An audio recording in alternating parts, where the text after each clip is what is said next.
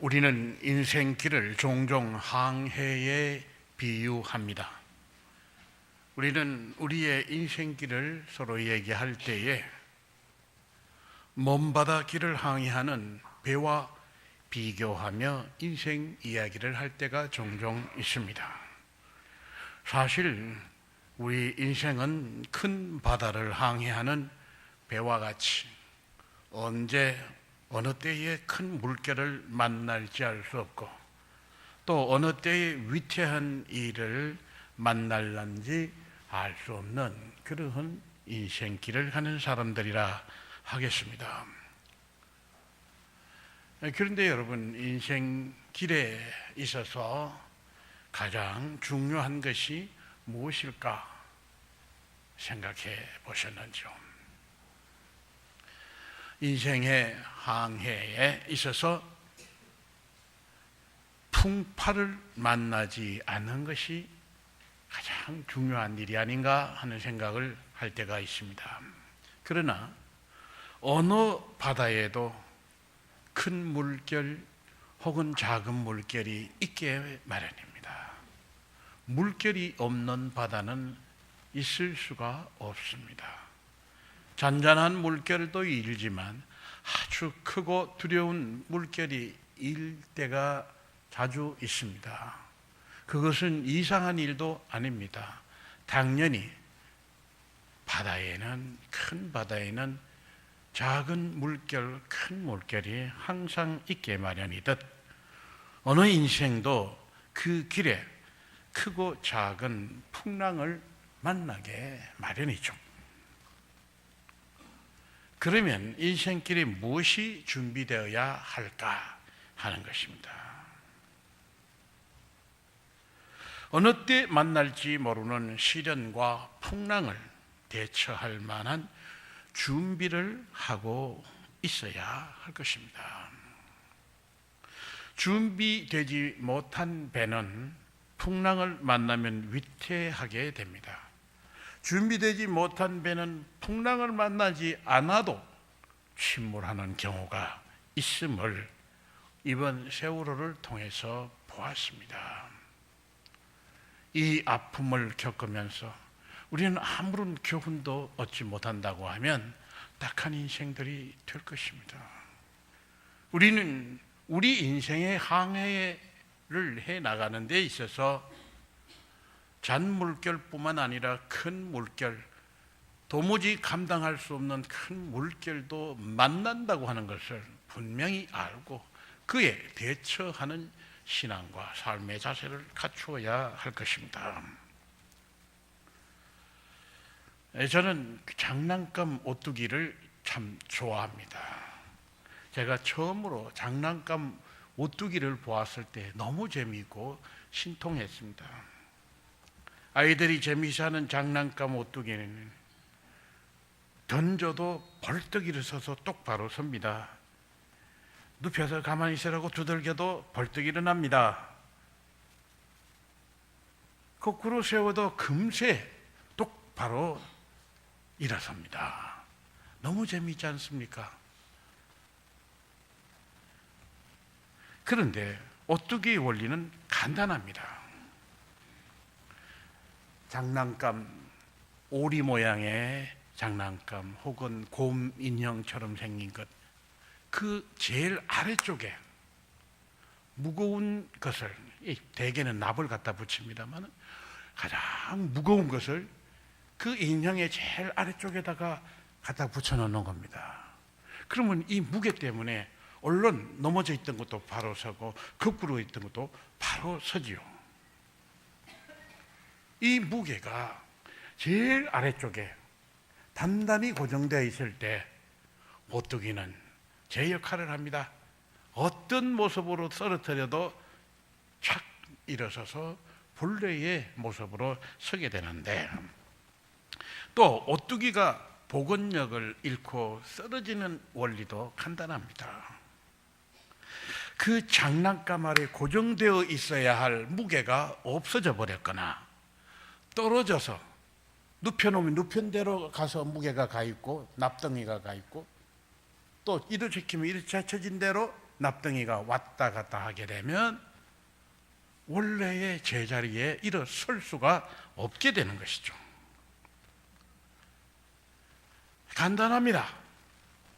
그 장난감의 제일 아래쪽에 가장 무거운 중심을 두고 그것이 절대로 떨어지지 않게 고정해 놓으면 넘어져도 또 일어나고 거꾸로 해도 집어던져도 탁 가서 선하는 게 오뚜기.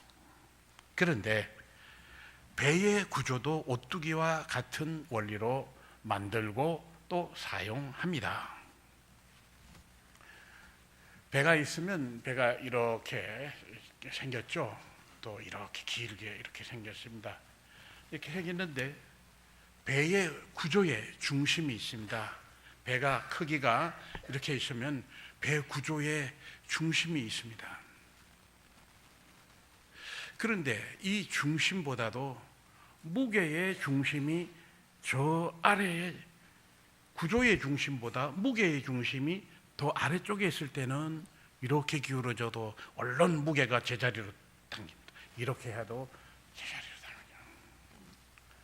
가운데 중자, 구조의 중심보다도 무거울 중자, 중심이 중심보다 아래에 있을 때 이 배는 오뚜기처럼 이제 좌우로 흔들리다가도 바로 서고 앞뒤로 흔들리다가도 바로 서게 되어 있는 겁니다. 그래서 중심이 아래로 내려갈수록 이 배의 안전도는 높아지는 것이죠. 거친 풍랑을 만나 배가 좌우로 앞뒤로 흔들려도 금세 바로 중심을 잡고 전진할 수 있도록 이렇게 배는 설계되고 그렇게 만들어질 뿐만 아니라 사용할 때도 아주 유의해서 사용을 해야만 합니다. 이 배를 만들 때의 원칙대로 중심보다 중심이 아래로 놓이도록 많은 무거운 것들은 저 아래쪽으로 실고 가벼운 건 위로 하고 그리고 무겁고 많은 것을 위로 자꾸만 쌓아서 올리는 것은 그만큼 전복의 위험을 높이는 것이 되는 것이죠. 그리고 정도가 지나치면 때가 되면 누가 건드리지 않아도 바람 한 점 없어도 그냥 기울어지고 넘어지고 침몰하게 되는 것입니다. 모든 침몰하는 배는 이렇게 포탄을 맞아가지고 배에 구멍이 나고 하는 이런 것이 없는 한 모든 넘어지고 그리고 침몰하는 배는 바로 이 기본적인 것을 지키지 않았을 때에 기울어지고 전복하고 침몰하게 되는 그런 결과를 가져온 것을 우리는 봅니다. 우리 인생, 우리 신앙도 오뚜기와 같고 배와 같다, 그렇게 말씀드릴 수 있겠습니다. 여러분, 우리의 신앙은 흔들리지 않는 신앙입니까? 흔들리는 신앙입니까? 우리 인생의 무게의 중심을 겸손히 낮추고 있습니까? 교만하거나 오만하거나 자기를 높이려고 하고 있지는 않습니까? 우리의 가장 중요한 인생의 저 깊은 곳에, 우리 마음의 아주 가장 깊은 곳에 우리 무게의 중심이 거기에 놓여 있는가? 아니면 변덕스러운가? 여러분, 하나님의 자녀들 가운데 몇 가지 부류로 나눠보면 전혀 흔들림이 없는 신앙 생활로 인생을 항해하는 그런 신자들이 있습니다. 그런데 가끔씩 세상 풍랑에 흔들리긴 해도 금세 다시 제자리를 찾고 그리고 흔들림을 다시 바로잡는 그런 신자들도 있습니다. 그러나 흔들리다가 상당히 기울어진 채로 복원되지 못하는 그런 신자들이 있는가 하면 완전히 전복되어 침몰 중에 있는 그러한 신앙생활을 하는 그러한 분들도 있는 것을 봅니다. 여러분, 주변을 보십시오. 신앙생활을 하다 신앙생활을 못하게 됩니다. 낙심하게 됩니다. 그런 분들이 있지 않습니까? 아니면 신앙생활이 건실하지 못한 분들이 있지 않습니까? 전혀 흔들림 없는 신앙생활하는 그런 인생이 있는가 하면 흔들리기는 가끔 흔들려도 그리고 제 모습을 지키고 바로 다시 서는 그런 사람이 있는가 하면 기울어진 채 있으면서도 위험한 지경에 있으면서 그것도 모르는 채 신앙생활하는 사람이 있는가 하면 사실은 이제는 완전히 침몰 단계에 있는 그런 신앙인도 있는 것을 우리는 주변에서 많이 볼 수가 있습니다. 아니, 내 자신은 어떤 상태인지 자신을 돌아볼 수 있어야 할 것입니다. 초대교회 신자들, 저들은 안팎으로 시련을 겪었습니다. 너무나 어려운 시련들 가운데서도 신앙을 지켜낸 저 사람들을 봅니다. 그 당시 최고 권력을 가진 로마의 박해를 받았습니다.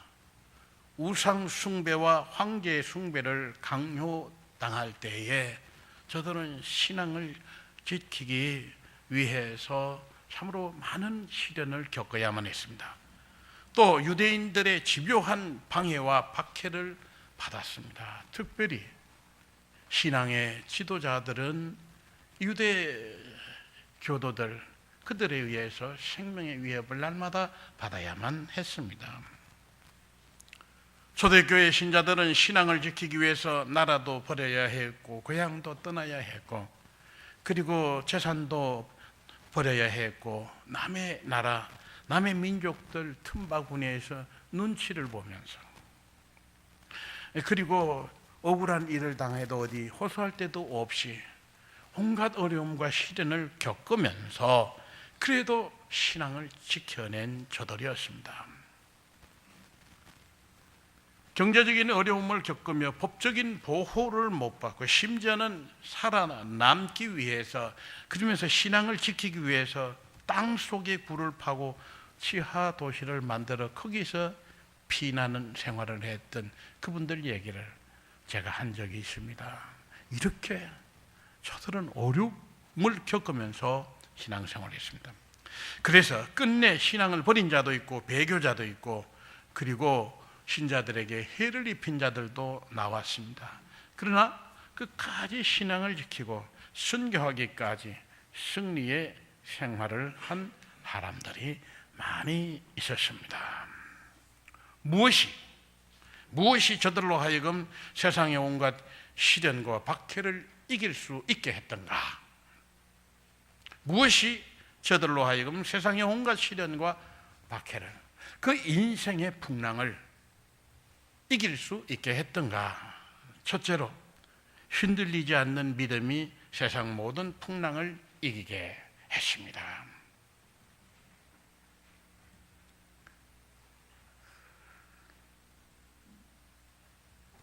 저들은 배 위에 물건을 많이 싣기 위해 배 밑바닥에 무게를 줄이는 행위와 같은 그런 일을 하지 않았습니다. 사람에게 있어서 가장 깊은 곳에 금보다 보물보다 명예보다 더 중요한 믿음을 가져야만 합니다. 이 믿음은 있다가 없다가 해서는 안 됩니다. 이 믿음은 올라갔다 내려갔다 위치 변동이 되어서도 안 됩니다. 제 자리를 견고하게 지키는 믿음의 반석이 있어야 됩니다. 내 가장 깊은 곳에 그리고 저 가장 깊은 곳 저 아래쪽에 정말 흔들리지 않는 믿음의 반석이 견고히 자리를 잡는다고 하면 우리는 우리 인생의 항해에서 어떤 풍랑을 만나든지 복원력을 잃지 않고 든든히 우리 인생길을 성공적으로 항해할 수 있을 것입니다. 오늘 본문 말씀에 너희는 믿음을 굳건히 하라 그렇게 말씀하셨습니다. 믿음이 견실하며 흔들리지 말고 항상 주의 일을 힘써라. 고린도전서 15장 57절에는 그렇게 말씀하고 있습니다.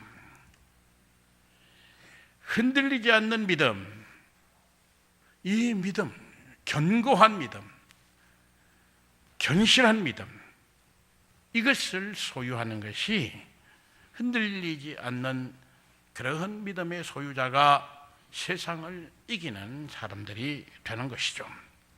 흔들리지 않은 신앙은 겸손한 신앙입니다. 그리고 자신을 낮추는 신앙입니다. 교만은 넘어짐의 앞잡이요 패망의 선봉이라고 그랬고, 내 손안에서 겸손하라, 때가 이르면 너희를 높이시리라. 자기를 높이는 그런 믿음은 믿음이 아닙니다. 자기를 낮추는 것이죠. 무게의 중심을 항상 낮추어 두는 것입니다. 믿음이 교만한 사람은요, 이미 벌써 믿음의 자리에서 떠난 사람입니다.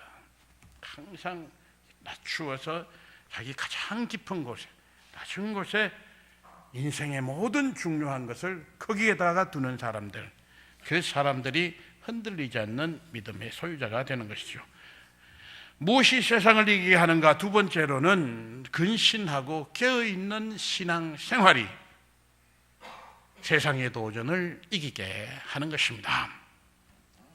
우리를 넘어지게 하는 것은 죄악입니다.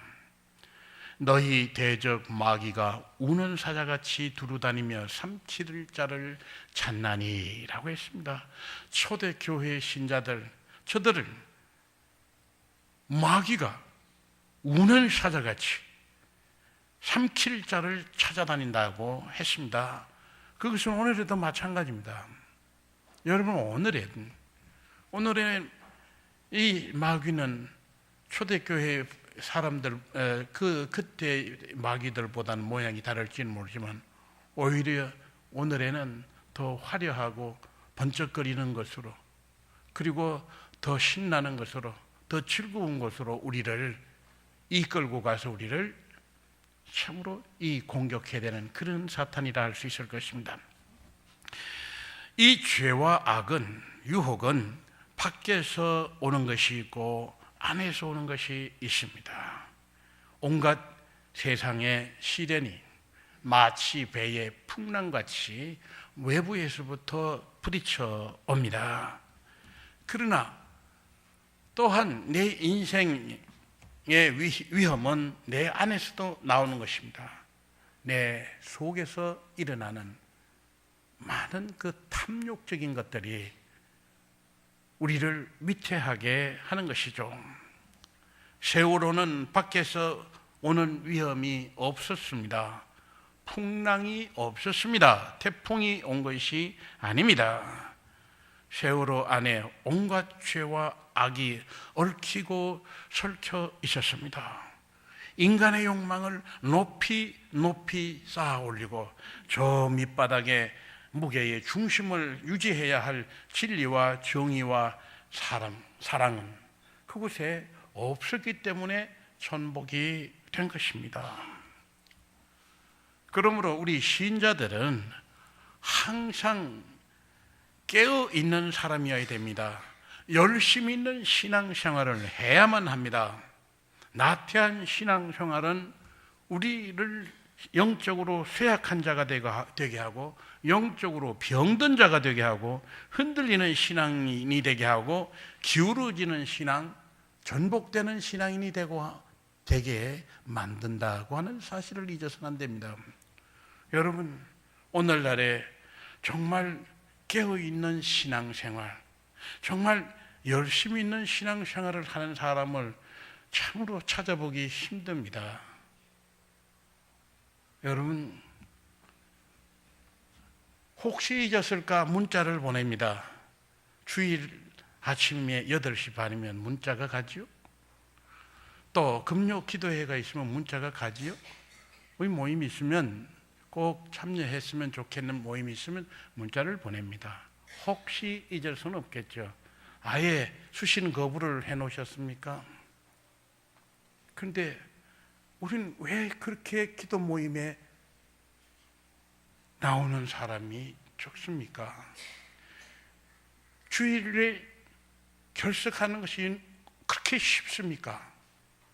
너무 쉽습니다. 아무렇지도 않습니까?